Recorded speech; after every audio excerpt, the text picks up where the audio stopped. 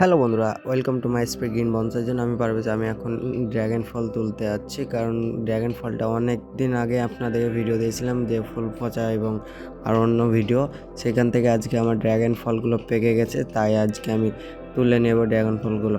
আর video দিতে late হয়ে গেছে, এটা অনেক দিনকার আগের ভিডিও আমার, প্রায় কয়েকদিন হয়ে গেল, ঠিক মনে পড়ছে না, তাই আমি বলতে পারলাম না।